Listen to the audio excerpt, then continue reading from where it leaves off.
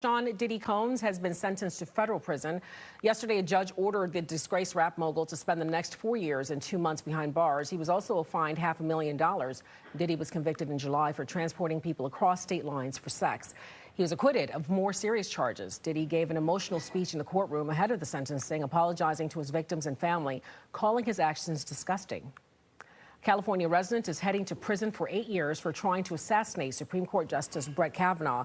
Sophie Roski was arrested near Kavanaugh's Chevy Chase home in 2022, armed with a handgun, a hammer, zip ties, along with other weapons.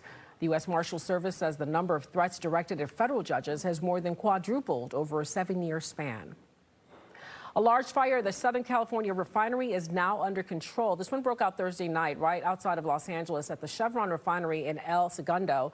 No injuries were reported, and shelter-in-place orders were lifted yesterday. The cause of the fire is under investigation this morning.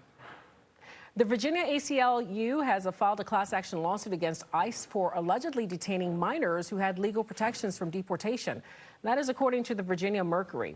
The group argues that ICE broke federal law and is looking for those with protected status to be released. ICE has not commented on the lawsuit. A federal judge has sided with Maryland and several states in a fight over green energy federal funding. The judge says the Trump administration broke the law when it tried to cap the amount of Maryland and other states could receive for sustainable energy projects. The Energy Department's new rule would have limited federal support for salaries, health insurance, and more. The Washington Commanders are looking to get back in the win column this weekend against the Los Angeles Chargers. Jaden Daniels will return to the field after missing the last 2 games with a knee injury, but he will be without his top receiver, Terry McLaurin, who has once again been ruled out of play this week. Kickoff for Los Angeles is tomorrow at 4:25 right here on Fox 5. This week, a battle of undefeated teams for Friday Night Live. The Winston Churchill Bulldogs hosting the Quince Orchard Cougars last night. Our chat